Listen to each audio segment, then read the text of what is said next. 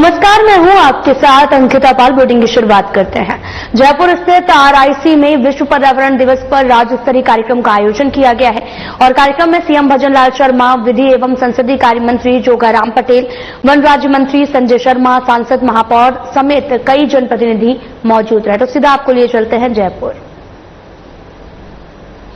माता की, भारत माता की, भारत माता की, गंगा माता की, गंगा माता की। आज के इस विश्व पर्यावरण दिवस के अवसर पर मंच पर विराजमान जयपुर जिले के प्रभारी विधि एवं संसदीय कार्य मंत्री सम्मानीय जोगाराम पटेल जी,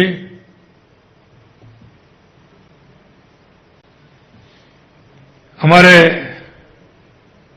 वन एवं पर्यावरण मंत्री, युवा और जिनके मन में हमेशा काम करने की तमन्ना रहती है, ऐसे हमारे वन पर्यावरण मंत्री भाई संजय शर्मा जी, हमारी जयपुर की सांसद श्रीमती मंजू शर्मा जी, मुख्य सचिव सुधांशु पंत जी, अतिरिक्त मुख्य सचिव वन एवं पर्यावरण अपर्णा अरोड़ा जी, प्रधान मुख्य वन संरक्षक अरिजीत बनर्जी, हमारे जयपुर शहर की महापौर सौम्या गुर्जर जी और आज इस कार्यक्रम में आए सभी मेरे पर्यावरण को संरक्षित करने वाले और पर्यावरण के बारे में सोचने वाले यहां विराजमान सभी मेरे भाई और बहनों, सबसे पहले तो मैं आप सभी का वंदन करता हूं, अभिनंदन करता हूं, क्योंकि आप एक ऐसे कार्यक्रम में आए हैं। ये वो कार्यक्रम है जिसको हमारे पूर्वज, हमारे सभी महापुरुष लगातार इसका संदेश देते आए हैं। मित्रों, बात तो बहुत छोटी होगी, आपके मन में विचार भी होगा, क्योंकि यह देश वो देश है जो इसने दुनिया को राह दिखाने का काम किया है। पर्यावरण के बारे में चाहे वो पश्चिम के लोग हों, चाहे और लोग हों, वो 10, 20, 25, 50 साल से इसके बारे में जानने लगे हैं और उनको आवश्यकता पड़ी है तो महसूस करने लगे हैं। लेकिन हमारे मुनियों ने, हमारे ऋषियों ने, हमारे पूर्वजों ने इसको पहले से ही सजोया है और आप देखते हैं, हम छोटे से पेड़ को, वृक्ष को पूजनीय मानते हैं, मां का दर्जा देते हैं। हम हमारी नदियों को मां का दर्जा देते हैं, हम पहाड़ों को भी पूजते हैं, हम प्रकृति को संरक्षक करने वाले को भी हम पूजते हैं, क्योंकि आप देखते हैं कि मां गंगा केवल नदी नहीं है। मां गंगा भारतीय संस्कृति की आस्था और सभ्यता का जीवंत उदाहरण है। भारतीय संस्कृति में नदियों को माता का दर्जा दिया गया है, क्योंकि ये नदियां हमारी जीवन रेखा है। मां गंगा, मां यमुना, मां सरस्वती, मां नर्मदा, मां गोदावरी जैसी पवित्र नदियां न केवल हमारे खेतों को सींचती हैं, बल्कि हमारी आत्मा को भी पवित्र करती है। और इसलिए इस प्रकृति का संरक्षण करना हम सभी का दायित्व है। कभी कभी मैं कहता हूं कि हमारी प्रकृति में जो भी वन्य जीव हैं, जो भी पक्षी हैं, कीट पतंगे हैं, कभी कभी हम सोचते हैं कि इनका कोई उपयोग नहीं है, लेकिन आप गौर से देखोगे, प्रकृति की तरफ झांकोगे, उसमें थोड़ा मन लगाओगे, तो मित्रों मैं कहना चाहता हूं, एक भी अनावश्यक नहीं है, कहीं ना कहीं वो उसकी आवश्यकता है। ये हमारी प्रकृति है। कई बार मैं उदाहरण देता हूं, आप देखते हैं जंगल में जब पशु मर जाता है तो उसकी सफाई कौन करता है? कभी आपके मन में बात आई होगी कि जब उसकी सफाई, क्योंकि किसी भी तरह की उसका प्रदूषण किसी और पशु पक्षी पर नहीं लगे, तो उसके लिए साफ करने के लिए हम देखते हैं हमारे चील और गिद्ध वो आते हैं और 2 दिन में और 3 दिन में उसको साफ करके चले जाते हैं। अगर कहीं कोई रह जाता है, छोटा भी अगर उसका अंश रह जाता है, तो हमारी चींटियां, हमारे चींटे उसको पूरी तरह से साफ कर देते हैं। यह प्रकृति है। आपने कभी कभी अपने घर में भी देखते हैं, कोई छोटा सा कोई कीड़ा मर जाता है, चींटियां उसको खींच करके ले जाती हैं, घर से बाहर ले जाती हैं उसको। यही नहीं, हमारे शास्त्रों में कहा गया है, नदियां विश्व की माता हैं, जो हमें जीवन, समृद्धि और संस्कृति प्रदान करती हैं। गंगा का जल केवल प्यास नहीं बुझाता, बल्कि हमारे जीवन को आध्यात्मिक और भौतिक रूप से समृद्ध भी करता है। राजस्थान जो अपने में रेगिस्तान के लिए दुनिया भर में जाना जाता है, लेकिन जल संरक्षण की परंपराएं और सांस्कृतिक विरासत का अभिन्न हिस्सा भी रहा है। इस मरुभूमि में हमारे पूर्वजों ने जल को अमृत माना और उसे संरक्षित करने के लिए अनूठे तरीके अपनाए, और उन्होंने किस तरह का निर्माण किया वो आप सभी जानते हैं। हमारी सभी जगह की परंपराएं हैं। सामाजिक अगर परंपराएं देखोगे तो आप जंगल की भी परंपराएं हैं, आप उनको भी देखोगे, क्योंकि जंगल में अगर शेर रहता है तो बड़े किसी न किसी पशु का वध करके अपना उदरपूर्ति करता है, लेकिन उसके पीछे राज भी छुपा है कि वो जब उसको जितना उसको उपयोग में लेना होता है वो लेकर के चला जाता है, लेकिन वो जंगल के छोटे जानवर उसका उपयोग में लेते हैं।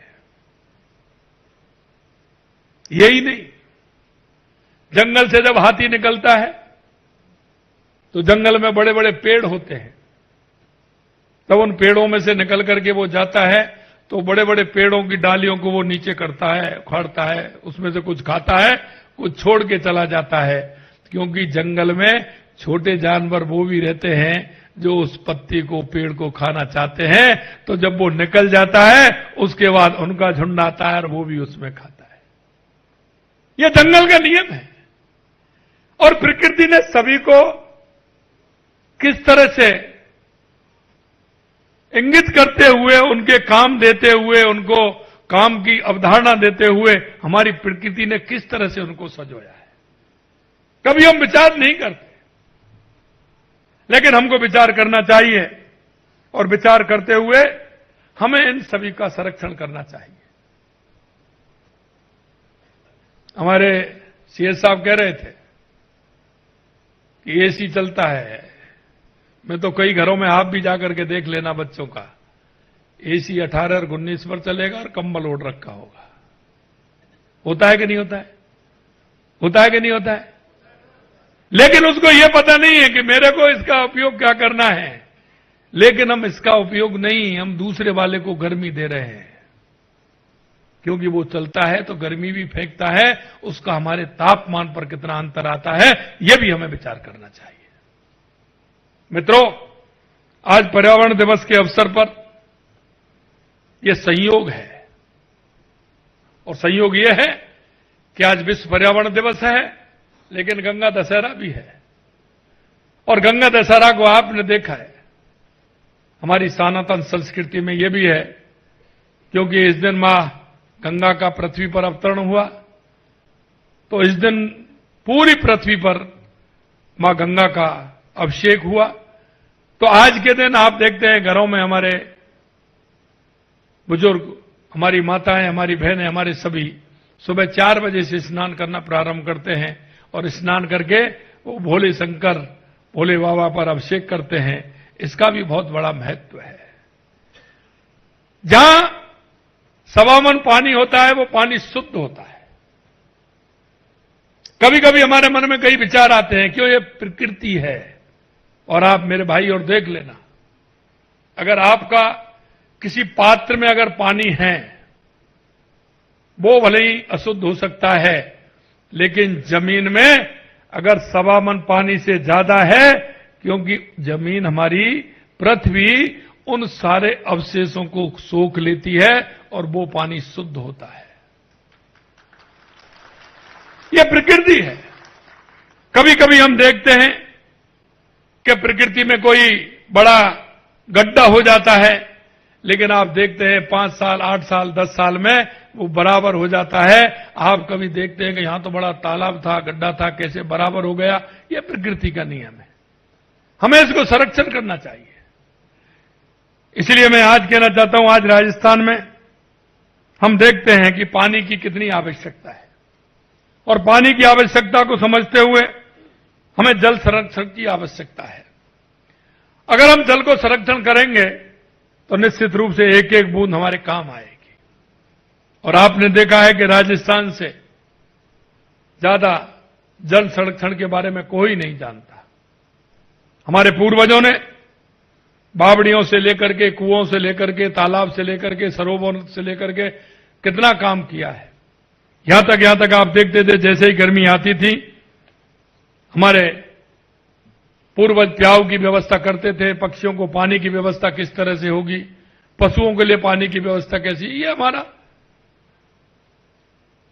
पूर्ण रूप से हमारा जल संरक्षण का काम रहा है। आज इस अवसर पर जल संरक्षण का कार्यक्रम भी प्रारंभ हुआ है। वंदे गंगा जल संरक्षण जन अभियान का पूरे राजस्थान के अंदर कार्यक्रम हो रहे हैं। और यह ऐसा कार्यक्रम है क्योंकि हमने देखा है, हमारी सरकार को आए हुए 1.5 साल हुआ है, लेकिन मैं आपको बताना चाहता हूं 1.5 साल के अंदर हमारी सरकार ने पानी के क्षेत्र में जो काम किया है वो आपके सामने है।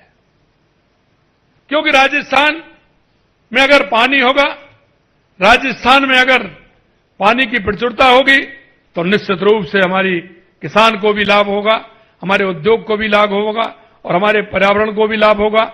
और हम कह सकते हैं कि राजस्थान में पानी होगा तो राजस्थान की जनता सुख और चैन से पूरी तरह से रह पाएगी, क्योंकि हमने पानी का संकट राजस्थान ने झेला है। आपने देखा, चाहे हमारी ERCP राम जल सेतु योजना हो, उस पर लगातार हमारा काम चल रहा है। यमुना जल समझौता, उस पर हमारी DPR बन के तैयार हो रही है। हमारी जो इंदिरा गांधी नहर, गंग नहर जो आती है, उसका संरक्षण का काम भी किया है। 4000 करोड़ रुपए के काम हमने उसमें दिए हैं, क्योंकि उसका पानी हमारा हनुमानगढ़ गंगानगर से लेकर के फलौदी, बीकानेर, जैसलमेर, बाड़मेर तक, जोधपुर, नागौर तक पानी जाता है। उसके लिए भी हमारी सरकार काम कर रही है। बाकी हमारा, चाहे हमारी देवास स्कीम हो, सोमकमला में स्कीम हो, हमारा माही डैम से पानी आना हो, चाहे ब्राह्मणी नदी पर डैम बना करके उसका पानी बनास में डालना हो, ये सारे काम हमारी राजस्थान की सरकार ने 1.5 साल में अपने हाथ में लिए हैं। और निश्चित रूप से वो देश के यशस्वी प्रधानमंत्री नरेंद्र मोदी जी के नेतृत्व में यह जल संरक्षण का कार्य राजस्थान में आगे बढ़ रहा है। मैं इतना ही कहूंगा कि पर्यावरण संरक्षण, जलवायु परिवर्तन के दुष्प्रभावों को रोकना आज की सबसे बड़ी चुनौती है। क्योंकि हम फायदा देखते हैं, फायदा ये देखते हैं कि घर से निकलेंगे स्कूटर लेकर के, गाड़ी लेकर के, तो हमको ये ध्यान नहीं है कि हम सामान लेने के लिए जा रहे हैं, सब्जी लेने के लिए जा रहे हैं, तो हम थैला नहीं ले जा रहे हैं, कुछ भी नहीं ले जा रहे हैं, और हम जाकर के दुकान पर पहुंच रहे हैं और हम प्लास्टिक की उस थैली में लेकर के आ रहे हैं। मित्रों, आप तो सामान लेकर के आ गए हैं, लेकिन उसका कितना दुष्परिणाम है कभी हमने ये सोचा है क्या? ये हमें सोचना होगा। हर व्यक्ति को इसमें सोचना होगा और सोच करके आगे बढ़ना होगा। वायु प्रदूषण का क्या प्रभाव है? आज लोग कहते हैं कि मरीजों की संख्या बढ़ी है, उस क्षेत्र में हमें कितना काम करना है। जितना काम करते हो वो भी कम पड़ता चला जाता है, क्योंकि हम वायु प्रदूषण पर अगर ध्यान देंगे तो एक तरफ उधर भी हमारा ध्यान जाएगा, क्योंकि आज हम देख सकते हैं कि स्वास्थ्य के लिए ये बहुत हानिकारक है। अगर वायु प्रदूषण है तो निश्चित रूप से उसके दुष्परिणाम होंगे। हमारी धरती का तापमान भी बढ़ेगा, जिससे आज पूरी दुनिया प्रभावित भी हो रही है। दुनिया पर्यावरण की दृष्टि से काम भी कर रहे हैं, लेकिन मैं इतना ही कहना चाहता हूं कि हम सभी को सजग होते हुए जल संरक्षण और पर्यावरण पर काम करना होगा। हमको प्रदूषण को रोकना होगा। इसमें छोटी छोटी बातें होती हैं। डेली हम देखते हैं पानी का व्यय कैसे करते हैं, अन्न का व्यय कैसे करते हैं। हम देखते हैं कि 1 गिलास पानी चाहिए, लेकिन हम उसको आधा पीते हैं, आधा छोड़ देते हैं। कई बड़े लोगों की तो पहचान है, बड़े लोग जब तक उसमें से 1 घूंट लेकर के पानी नहीं रख देते, तब तक तो वो बड़े ही नहीं माने जाते। ये पानी के साथ कितना बड़ा अन्याय है, जल का कितना अपव्यय है। लेकिन मैं कहना चाहता हूं कि अगर आपको नहीं है तो वो बड़ा काम होगा कि हम जब पानी लेने कोई आए, पानी पिलाने के लिए आए, तो उससे कहे आधा गिलास लाइए और उस आधे गिलास को पूरा पिए, तो हम जल संरक्षण का काम करेंगे। ये हमारे सिस्टम में आ गया। मैं कभी कभी देखता हूं पानी लेकर के आते हैं, पानी, अरे भाई प्यास नहीं है तो हम मना कर सकते हैं कि मेरे को आधा चाहिए। क्यों उसका व्यय करते हैं? दूसरा, आप देखते हैं शादी ब्याहों में आप जाते हैं, मैं उस संस्था को धन्यवाद देना चाहता हूं, मैं नाम स्लिप हो रहा है, वो संस्था इसके क्षेत्र में काम कर रही है। हम शादी ब्याह में जाते हैं, किसी कार्यक्रम में जाते हैं, जाते ही हम खाना खाते हैं, प्लेट लेते हैं और प्लेट को इतना भर लेते हैं, सामने वाला भी देख करके ताजुब होगा कि भाई इतना लेता है, क्या चक्कर है ये? देखता है कि नहीं देखता है? आप देखते हैं कि नहीं देखते सामने वाले को? लेकिन वो संस्था को मैं धन्यवाद देना चाहता हूं। उस संस्था ने उस शादी वाला मना करता है, लोग कहेंगे मैंने निमंत्रण दिया और मैं ये लिख दूं कि जितना खाएं उतना लें, तो वो कहेगा साहब मेरी शादी में तो नहीं, किसी और की शादी में लिखवा देना। लेकिन मैं संस्था को धन्यवाद देता हूं, वो संस्था जाती है और सभी जगह लिखती है और वो कहती है कि जितना खाएं प्लेट में उतना लें। और मेरे भाइयों बहनों, मैं यही कहना चाहता हूं आपसे, हम स्टार्ट करें। हम एक एक छोटी छोटी बात को अगर हम ध्यान करेंगे तो हम बहुत फायदा करेंगे। लेकिन जब देखते हैं कि वो कचरा कितना होता है, वो गंदगी कहां जाती है, उसमें कितना, जितना खाने में नहीं होता जितना उसका अपव्यय हो जाता है, कितनी बड़ी बात होती है, वो किसी के काम नहीं आता है। एक तरफ तो आप ज्यादा ले रहे हैं, खा नहीं पा रहे हैं, और एक तरफ खाना नहीं मिल रहा है। जरा उनकी तरफ भी देखिए, पीछे मुड़ करके देखिए, जो सड़क पे हैं, किसी तरह से उनको दिक्कत है, क्या उनको खाना नहीं मिलना चाहिए? हम खाने का, अन्न का अपमान कर रहे हैं, हम जल का अपमान कर रहे हैं। और हमारे ऋषि मुनियों ने कहा है कि जल का अपमान नहीं करना चाहिए, खाने का अपमान नहीं करना चाहिए, अतिथि का अपमान नहीं करना चाहिए। ये हमारे संस्कारों में है, कौन सिखाएगा? लेकिन हम धीरे धीरे हमारी पाश्चात्य संस्कृति का प्रभाव और हम उसको भूलते जा रहे हैं। मैं आपसे इतना ही आग्रह करना चाहता हूं, आज पर्यावरण दिवस के अवसर पर इन सारी चीजों का मनन करिए। ऐसी बहुत सारी बातें, ये तो मैं आपको बता रहा हूं, ऐसी बहुत सारी बातें हैं। घर में, परिवार में किस तरह का है, हम किस तरह का कचरा डालते हैं, क्या करते हैं, क्या नहीं करते हैं, इन सारे विषयों पर हमें चर्चा करनी चाहिए। आज के इस कार्यक्रम में कुछ लोकार्पण और शिलान्यास हुए हैं। निश्चित रूप से मैं विभाग को बहुत बहुत धन्यवाद देना चाहता हूं। आज हमने ई वेस्ट कलेक्शन ड्राइव का शुभारंभ किया है, जो हमारे इलेक्ट्रॉनिक कचरे के प्रबंधन के प्रयास को दर्शाता है। आज हम लंबे समय से प्रतीक्षित सांगानेर में, मैंने काफी कहा, 2 महीने पहले मीटिंग हुई और मैं धन्यवाद देना चाहता हूं आज कि उन्होंने सीईटीपी की शुरुआत कर रहे हैं। इसके लिए मैं आपको धन्यवाद देना चाहता हूं। साथ ही राजस्थान के अस्पतालों में 6 नए सीवरेज ट्रीटमेंट प्लांट एसटीपी का उद्घाटन भी आज हमने किया है। गुणवत्ता में सुधार के लिए 54 शहरी क्षेत्रों में जल छिड़काव और सड़क सफाई मशीनों की खरीद की है। 5 लवकुश वाटिकाएं और 1 बीट सफारी की भी शुरुआत आज हुई है। सर्कुलर इकोनॉमी इंसेंटिव स्कीम का भी शुभारंभ किया गया है। निश्चित रूप से इसका ठीक प्रकार से अगर सर्कुलर इकोनॉमी को हम करेंगे तो बहुत बड़ा काम होगा। आज क्या हो रहा है, 1 बार सड़क बन गई, 2 बार सड़क बन गई, 3 बार सड़क बन गई, लेकिन आपने क्या किया? अगर उस सड़क को बनाते तो पहली सड़क को अगर उखाड़ करके बनाते तो आपका वो मटेरियल है वो भी काम में आ जाता। लेकिन अभी क्या कर रहे हैं, 3 बार बना दी, 4थी बार बना ले, मकान वाले परेशान हैं। जिनके सामने आप सड़क बना रहे हैं वो मकान वाले परेशान हैं। वो ये कह रहे हैं कि लगातार सड़क ऊपर होती जा रही है, मकान नीचे होता जा रहा है। आप एक समस्या का समाधान नहीं, एक समस्या पैदा कर रहे हैं। क्यों ना उस सड़क को उखाड़ करके हम बनाएं, उसी मटेरियल को रिसाइकिल करके हमें काम मिले। लेकिन उसको परेशानी हो रही है, उसका मकान नीचे जा रहा है, वो मकान में पैसा लगा रहा है। अब 1 बार मंजिल लिया है, कितना बनाए भाई? 1 फुट 2 फुट कर देता है, लेकिन सड़क तो जब बनती है 6 इंची उठ जाती है। अगर वो 10 बार सड़क बन गई तो 5 फुट हो गया। यार भाई 5 फुट बना के कौन रखेगा इतना ऊपर? तो ये हमें सोचना चाहिए। इसमें हमारा भी, आप मान के चलते हैं आप तो सड़क बना गए, लेकिन जिनके सामने सड़क बनाई है वो हमारे लोग नहीं है क्या? अगर किसी के घर में उसका पैसा लगेगा, वो हमारा पैसा नहीं लगेगा क्या? तो इन सारी बातों को हमको समझना चाहिए। इसलिए हमें उसको काम में लेते हुए आगे किस तरह से हमें करना है, रिसाइकिलिंग के माध्यम से उसको उखाड़ करके उसका उपयोग लेना है। नहीं तो हमारे पहाड़ हैं, एक दिन सब बराबर हो जाएंगे। आखिरकार गिट्टी कहां से आती है, पत्थर कहां से आता है, रेता कहां से आता है? तो बराबर नहीं होगा क्या? कहां से लाएंगे हम कितना खाएंगे पहाड़ों को? खा रहे हैं ना हम देखते हैं एक बार में कितनी गाड़ियां चलती हैं, कितना ठीक है, हम आगे प्रोग्रेस कर रहे हैं, हम बढ़ रहे हैं, लेकिन जितना हम रोक सकते हैं, जितना उसको हम रिसाइकिल के माध्यम से काम में ले सकते हैं, वो तो हमें लेना चाहिए। हमारी प्रकृति के साथ क्या छेड़छाड़ नहीं है ये? हमें इस छेड़छाड़ को कम करना चाहिए। आज लॉन्च किया गया ऑटो रिन्यूअल सिस्टम प्रशासनिक प्रक्रियाओं को सरल बनाएगा। मैनेजमेंट इंफॉर्मेशन सिस्टम 2.0 भी पर्यावरण प्रबंधन को और अधिक प्रभावी बनाएगा। आज पर्यावरण के संरक्षण के लिए एमिशन ट्रेडिंग स्कीम जलवायु परिवर्तन अनुकूल योजना 2030 की तैयारी और अलवर भिवाड़ी के लिए अर्ली मॉर्निंग सिस्टम की 3 महत्वपूर्ण एमओयू जारी किए गए हैं। ये सभी प्रयास पर्यावरण संरक्षण के प्रति हमारी सामूहिक जिम्मेदारी के प्रतीक है।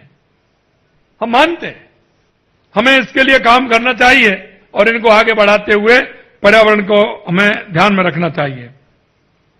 साथियों, में जैसा कह रहा था, आज हमने एक कार्यक्रम और प्रारंभ किया है। आज गंगा दशहरा और विश्व पर्यावरण दिवस के अद्भुत संयोग है। इस शुभ संयोग में यशस्वी प्रधानमंत्री जी की प्रेरणा से राजस्थान में वंदे गंगा जल संरक्षण जन अभियान, और जैसा मैंने बताया आपको, पानी के क्षेत्र में हमने काम किया है। पानी का जितना हम रोक सकते हैं, हमारे तालाब, सरोवर, पोखर, हमारी नदियां, हमारे डैम, हमारे बांध, जिनका संरक्षण हम कर सकते हैं, पानी को हम रोक सकते हैं। वो पानी बह करके नहीं जाए, पानी गांव से निकल करके एक छोटे नाले में जाता है, नाले से एक नहर में जाता है, उसके माध्यम से नदी में जाता है, और नदी के माध्यम से वो सागर में पहुंच जाता है। अरे उस ऊपर वाले ने तो आपके उपयोग के लिए पानी दिया था। जितना आपका उपयोग कर सकते हो उसका ज्यादा से ज्यादा हम उपयोग करें। आप कहते हैं कि पानी का उपयोग कैसे हो? अरे ऊपर वाला पानी का उपयोग कर रहा है। ठीक प्रकार से पिछली बार हमने किया, ईश्वर की कृपा हुई, हमारे जितने भी बांध थे राजस्थान में पूरे बांध भर गए, हमारा वाटर लेवल ऊंचा आ गया, किसान भी समृद्ध, हमारा किसान की फसल भी अच्छी हुई, तो हमारी इकोनॉमी में अंतर आया कि नहीं आया? मैं आपसे इतना ही कहना चाहता हूं कि हमें जल संरक्षण के काम में भी हमने हाथ बटाना चाहिए और हमारे परंपरागत जलाशयों को स्वरूप को पुनः बहाल करते हुए पर्यावरण एवं जल संरक्षण की जागरूकता को, गतिविधियों को हमें जोड़ना चाहिए। एक मैं और कहना चाहता हूं, जब पर्यावरण संरक्षण और जल संरक्षण की बात आती है तो आपके मन में भाव एक पैदा होता है कि करने वाले बहुत हैं, ये तो वो करेंगे, ये तो वो करेंगे। जल संरक्षण की बात आती है तो हाँ गांव में चलेगा, गांव वाले करेंगे, ये करेंगे, वो होगा, ऐसा होगा। मेरे सीएम भजनलाल शर्मा को सुन रहे थे आप, जो कि जयपुर पहुंचे थे विश्व पर्यावरण दिवस पर। उन्होंने लोगों को संबोधित किया। फिलहाल बुलेटिन में इतना ही। नमस्कार।